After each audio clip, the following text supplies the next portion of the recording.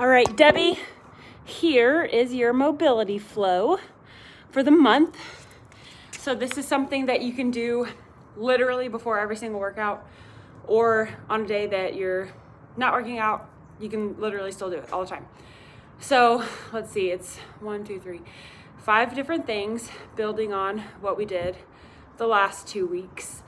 I'm gonna go through all of them, and then when I text this to you and when you see it in your program, all of the movements and how long I want you to do each of them will be in there. So I'm doing a very shortened version of it, so that way I can show you everything and not send you like a 10-minute long video.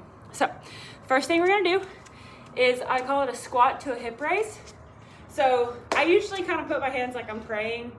You can kind of have them however you want. This just helps me focus on my breathing and stay a little centered. And for all of these, with your core, I want you to imagine you're pulling your belly button in towards your spine, like you're trying to touch the two together.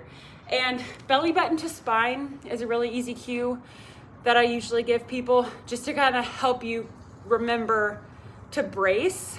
So just by, if you do it right now, just pulling your belly button in, you can kind of feel yourself brace just a little bit. So that's like a really good, easy way to do it without a lot of thought throughout literally every single movement that you do.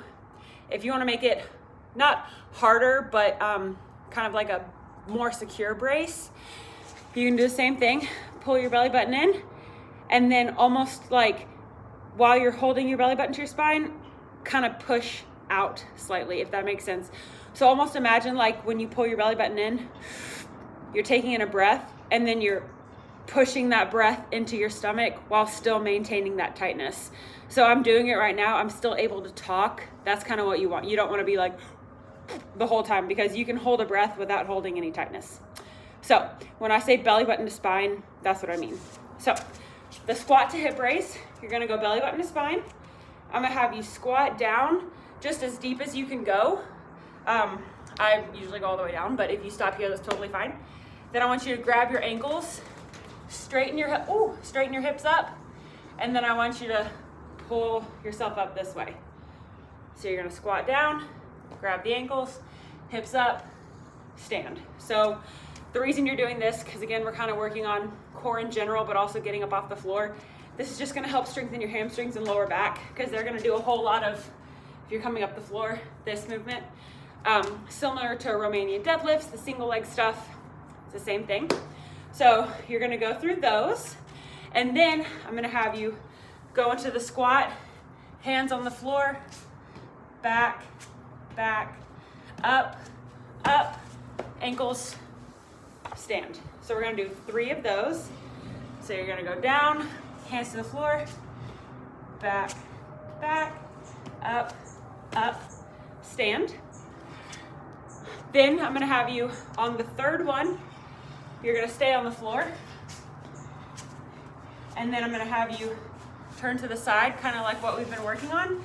We're gonna do a modified side plank. So I'm gonna have you put your elbow beneath your shoulder, belly button to spine, and I'm gonna have you just lift your hip and then back down. Lift the hip, back down. So what you should be feeling, you might feel a little burn in your shoulder, maybe a little bit in your leg, shouldn't be too much in your leg, but doing that holding belly button to spine, when you come up, you're gonna feel it wrap around your side, maybe a little lower back. This is gonna be your oblique, which is gonna support your core, gonna tie into your lower back, which is also part of your core. So you're gonna do those, and then however you wanna flip sides, if you wanna do a little break dance move, whatever works. We're gonna repeat the same thing on the other side. I have to look at it, it's on my notebook. Okay, and then, so you're gonna do both sides of the side plank. I'm gonna start back from the beginning. I'm gonna have you do one more round of side planks, but I'm gonna have you go up, reach down, reach up, come back down. Reach up, come back down. Just like that. Then you're gonna repeat that on the other side. Come up, reach, back down. So what that's gonna do is just challenge your stability a little bit more, because that arm's not gonna be supporting you in any way. You're gonna get a big reach. It's just gonna challenge your stability, challenge your core. It's gonna challenge your glutes and legs just a little bit. So it's gonna just make that a little bit more intense. And then the last thing we're gonna do is a bird dog.